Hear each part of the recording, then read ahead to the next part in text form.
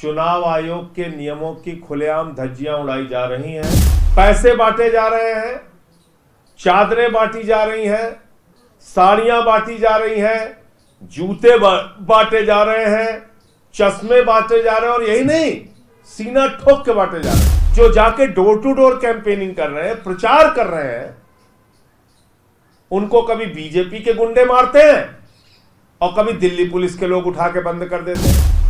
उनको अचानक पुलिस आती है और हमारे कुछ कार्यकर्ता जो और प्रचार कर रहे थे उनके साथ पकड़ के थाने में बंद कर देते हैं, तुगलका रोड थाने में, तुगलक रोड थाने। चुनाव आयोग के नाक के नीचे हमारे कार्यकर्ताओं को मारा जा रहा है, पीटा जा रहा है, उनका उत्पीड़न किया जा रहा है, उनको प्रचार करने से रोका जा रहा है। नई दिल्ली विधानसभा क्षेत्र में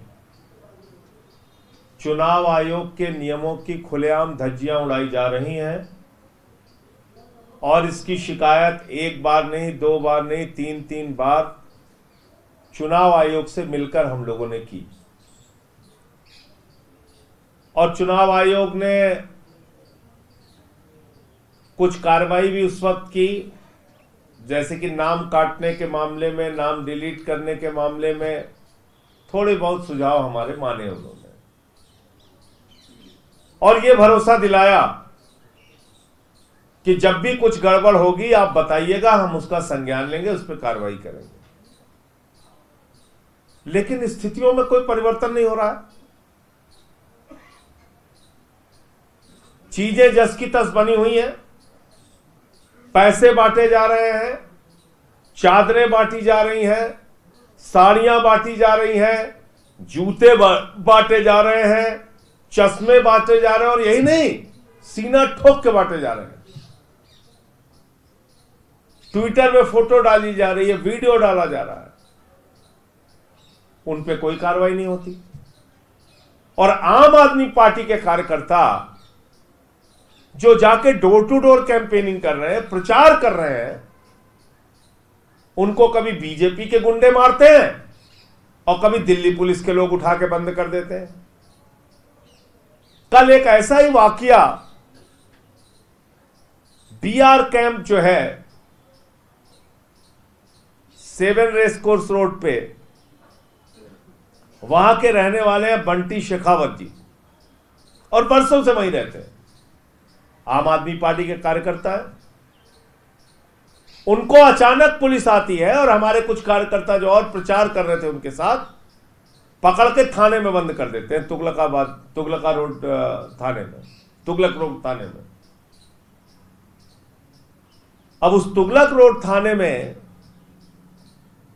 जब मैं पुलिस अधिकारियों को फोन करता हूं तो कहते हैं साहब ये शिकायत मिली है कि कुछ लोग संदिग्ध अवस्था में हैं जो प्रचार कर रहे हैं। अब आप देखिए, संदिग्ध अवस्था में है, प्रचार कर रहे हैं, ऐसी शिकायत मिली है। तो उसके बाद क्या किया उन्होंने? उस बंटी शेखावत के घर पे रात में 9:30-10 बजे के करीब पहुंच के पूरे घर की छापेमारी ली। मिला कुछ नहीं, मिलना भी नहीं था, पूरे घर की छापेमारी कर रहे हैं। ये क्या हो रहा है? चुनाव आयोग के नाक के नीचे हमारे कार्यकर्ताओं को मारा जा रहा है, पीटा जा रहा है, उनका उत्पीड़न किया जा रहा है, उनको प्रचार करने से रोका जा रहा है। अरे दिल्ली के अंदर भारतीय जनता पार्टी के लिए भी प्रचार करने को पूरे देश से कार्यकर्ता आए हुए हैं, आम आदमी पार्टी के लिए भी प्रचार करने के लिए जो भी हमारा जहां से समर्थक है वो आया है प्रचार करने। इसमें अपराध क्या है? और चुनाव आयोग इस पे कोई गाइडलाइन क्यों नहीं जारी कर रहा है? क्या पुलिस अधिकारियों को यह पता नहीं है? सेक्टर मजिस्ट्रेट, चुनाव के जो देखने वाले लोग हैं, मैं तो उस दिन खाली प्रेस कॉन्फ्रेंस पहुंचा करने के लिए तो फ्लाइंग स्क्वाड इनका आ गया कि भाई फ्लाइंग स्क्वाड वाले हैं ये चुनाव आयोग से। जब हमारे कार्यकर्ताओं को मारा जा रहा है, पीटा जा रहा है, कहां ये फ्लाइंग स्क्वाड? चुनाव आयोग कहां है?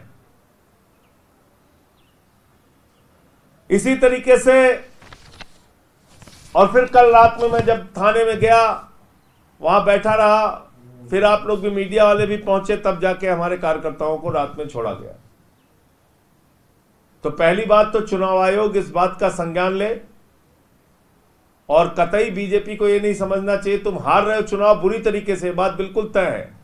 प्रवेश वर्मा भी हारेगा, भारतीय जनता पार्टी भी बुरी तरीके से हारेगी दिल्ली में, लेकिन हार की बौखलाहट में ऐसे काम मत करो मारपीट लड़ाई झगड़े वाला, जिससे कि स्थितियां और बिगड़े। मैं साफ शब्दों में कहना चाहता हूं, ये मान के कि हम लोग बहुत कमजोर हैं, निरीह हैं, आप रोज मारेंगे पीटेंगे, ये सब चलने वाला नहीं। गुंडागर्दी मत करो। यहां पे चुनाव लड़ना है, चुनाव लड़ो। दूसरा, ये एक मामला है कालका जी का। वहां पर रमेश बिधूड़ी के लोगों ने हमारे लोगों को मारा, कार्यकर्ताओं को, उसकी शिकायत हुई तो पुलिस दबाव बना रही है हमारे कार्यकर्ताओं पे, दबाव बनवा के स्टेटमेंट ले रही है कि नहीं साहब कुछ नहीं हुआ, ऐसा लिख के दे दो।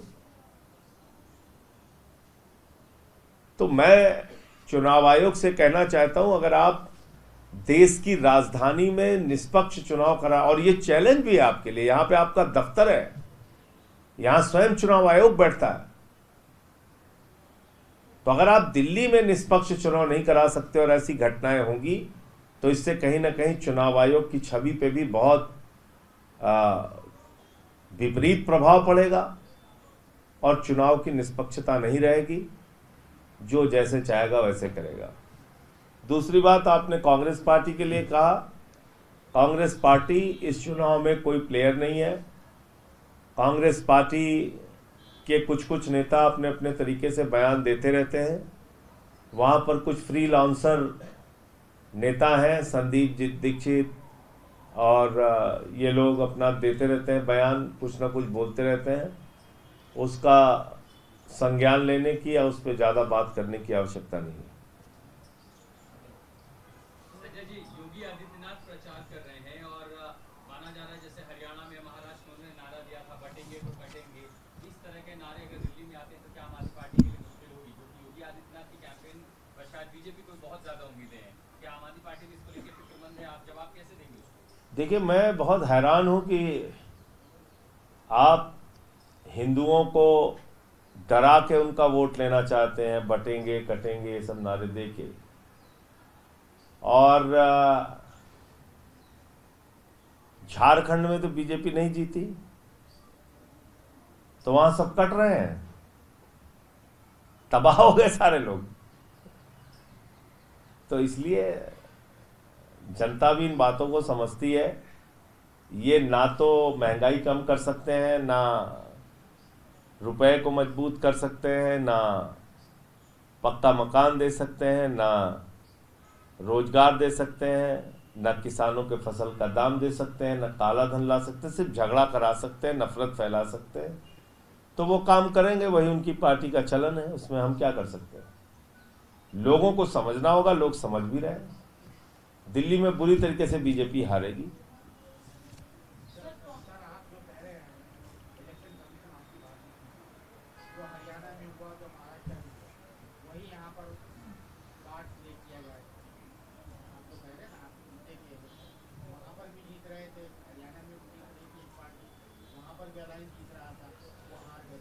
देखिए, वो उन्होंने जगने में थोड़ा विलंब कर दिया, हम जगे हुए हैं, तो हो सकता है उनके साथ जो हुआ वो भी एक कारण रहा कि हम जगे रहे। तो इसलिए यहाँ पे वो घपलेबाजी हम करने नहीं देंगे उनको, हम उनके हर घपलेबाजी के खिलाफ लड़ेंगे।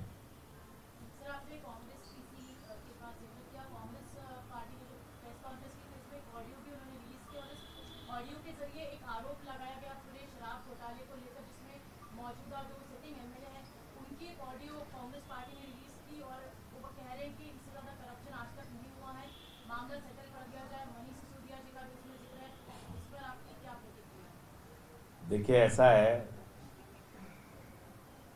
कि शराब घोटाला, तथाकथित शराब घोटाला, एक मनगढ़ंत झूठी कहानी है, और उसी झूठी कहानी को बना के केजरीवाल साहब को गिरफ्तार किया गया, मनीष सिसोदिया जी को गिरफ्तार किया गया, मुझे गिरफ्तार किया गया, सत्येंद्र जैन पे झूठे मुकदमे बनाए गए, निकला आज तक कुछ नहीं। सुप्रीम कोर्ट तक ने भी पूछा भाई क्या है, तो झूठी कहानियां जो चाहे जो बोलता रहे कहता रहे, उसका कोई असर नहीं है। लोग ये मानते हैं कि ये पूरा का पूरा ड्रामा खड़ा किया गया और उसके नाम पे हम लोगों की गिरफ्तारी की गई।